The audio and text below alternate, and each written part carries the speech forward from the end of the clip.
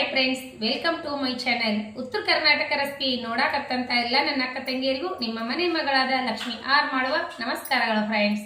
ಇವತ್ತಿನ ರೆಸಿಪಿ ಏನು ತೊಗೊಂಬಂದಿನಿ ಅಂದ್ರೆ ನಾನು ಬೆಂಡೆಕಾಯಿ ಕಬಾಬ್ ಮಾಡೋದು ಹೇಳ್ಕೊಡ್ತೀನಿ, ನೋಡ್ಕೊಂಬಂದಿ. ಬೆಂಡೆಕಾಯಿ ಕಬಾಬ್ ಏನು ಬೇಕಂದ್ರೆ ಕಾರ್ನ್ಫ್ಲೋರು, ಆಮೇಲೆ ಕಡಲೆ ಹಿಟ್ಟು, ಆಮೇಲೆ ಮೇನ್ ಬೇಕಾಗಿರೋದು ಬೆಂಡೆಕಾಯಿ ಕ್ಲೀನಾಗಿ ತೊಳ್ಕೊಂಡು ಈ ರೀತಿ ಹೆಚ್ಚಿಟ್ಕೊಂಡಿನಿ. ಇವಾಗ ಅದಕ್ಕೆ ಏನೇನು ಬೇಕಂದ್ರೆ ಇಂಗ್ರೀಡಿಯೆಂಟ್ಸು: ಅಚ್ಕಾರದ ಪುಡಿ, ಧನಿಯಾ ಪೌಡರ್, ಅರಸಿನ ಪೌಡರ್, ಶುಂಠಿ ಬೆಳ್ಳುಳ್ಳಿ ಪೇಸ್ಟು, ಲಿಂಬೆ ರಸ, ಆಮೇಲೆ ರುಚಿಗೆ ತಕ್ಕಷ್ಟು ಉಪ್ಪು. ಇವಾಗ ನೋಡಿ ಹೇಗೆ ಮಾಡೋದಂತ ನೋಡಿ. ನೀವು ಬೆಂಡೆಕಾಯಿ ಎಷ್ಟು ತೊಗೊಂಡಿರ್ತೀರಿ ಅಷ್ಟು ಇದು ಹಾಕ್ರಿ. ನಾವು ಇವಾಗ ಕಬಾಬ್ ಪೌಡ್ರ್ ಹಾಕ್ತಾ ಇದ್ದೀನಿ. ದೊಡ್ಡ 2 ಸ್ಪೂನ್ ಹಾಕ್ತೀನಿ ಕಾರ್ನ್ಫ್ಲೋರು, ಆಮೇಲೆ ಒಂದು 4 ಸ್ಪೂನು ಕಡಲೆ ಹಿಟ್ಟು. ಇವಾಗ ಧನಿಯಾ ಪೌಡರ್, ಅಚ್ಕಾರದ ಪೌಡರ್, ಖಾರ ಎಷ್ಟು ತಿಂತೀರ ಅಷ್ಟು ನೋಡಿಬಿಟ್ಟು ಕೊರಿ, ಸ್ವಲ್ಪ ಅರಿಶಿನ ಪೌಡರ್.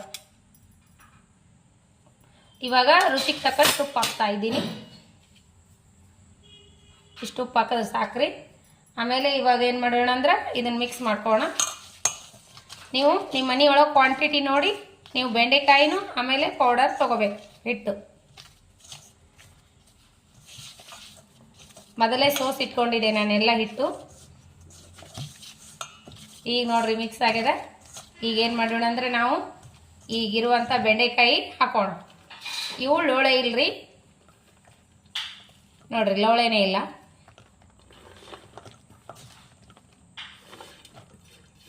ಇಷ್ಟು ಹಿಟ್ಟು ಹಿಡಿಯಷ್ಟು ಕಲಿಸ್ಕೊಳ್ಳೋಣ.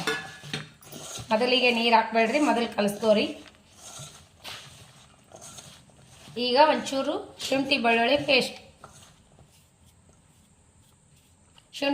ಪೇಸ್ಟ್ ಹಾಕಿದ್ದೀನಿ. ಇವಾಗ ಸ್ವಲ್ಪ ಲಿಂಬೆ ರಸ ಚೂರು ಹಾಕೋಣ, ಟೇಸ್ಟ್ ಚೆನ್ನಾಗಿರುತ್ತೆ.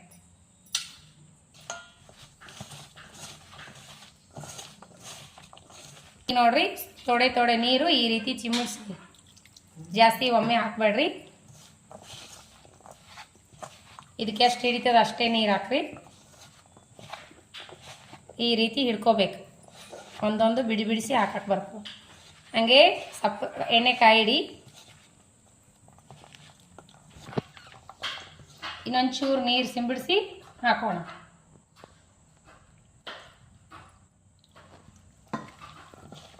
ಬೇಕಾದರೆ ಇನ್ನೊಂಚೂರು ಹಿಟ್ಟು ಹಾಕೋರಿ, ಇಲ್ಲಾಂದ್ರೆ ಬೇಡ್ರಿ. ರೆಡಿ ಆಯ್ತು ನೋಡಿ. ಇವಾಗ ಬಿಡೋಣ.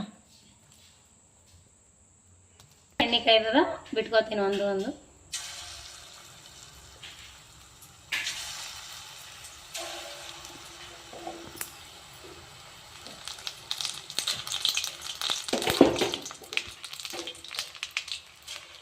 Fry ready. ಅದು ಈ ರೀತಿ ಬಬಲ್ಸ್ ಕಮ್ಮಿ ಆದಮೇಲೆ ತಕೊಂಡ್ಬಿಡೋಣ. ನೋಡಿ